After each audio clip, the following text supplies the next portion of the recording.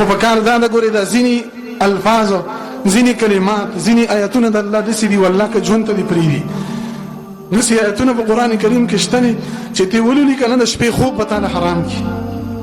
سورې یاسین خو موږ او تاسې بچپن کې زموږ نیاګانو په موږ باندې یاد کړی اليوم نختم على افواههم وتكلمنا ايديهم وتشهد ارجلهم بما كانوا يكسبون.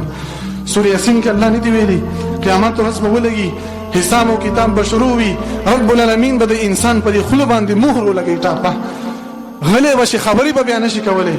الله فرمایي وتكلمنا ايديهم والله دا ډیر زیات دی آیات دی. الله وایي د دې بندگانو د لاسونو به ما خبرې شروع کی دا لاسونه نه دي چې دا ګناهونو کې موږ استعمالو په دې باندې څومره غدر څومره دوکي څومره خیانتونه څومره دشمنی کله د قلم په زور کله د اشارو د دمکینو په زور او کله په نورو طریقو. هر انسان خپل ځان معلوم دی هر نفس خیانت کړی دی او هر انسان ځان پیژني.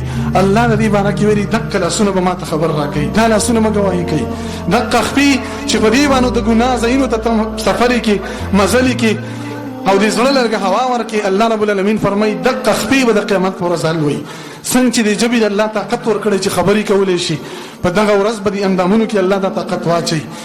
به د توبې په باب کې د توبې په خطبه کې ان شاء الله د هغه آیاتونو مراجعه به بیا وکم ځکه چې دا نفسونو له زور ورکي مؤمنان د خپل ګناهونو د انجام نه یریږي. نو داسې آیاتونه چې زموږ مخې ته خامخا به موږ الله ته نږدې شو. وجه دا چې الله رب العالمین څه خبرې قرآن کې موږ ته کړي دي هغه فسق او فجور ته موږ نه پرېږدي.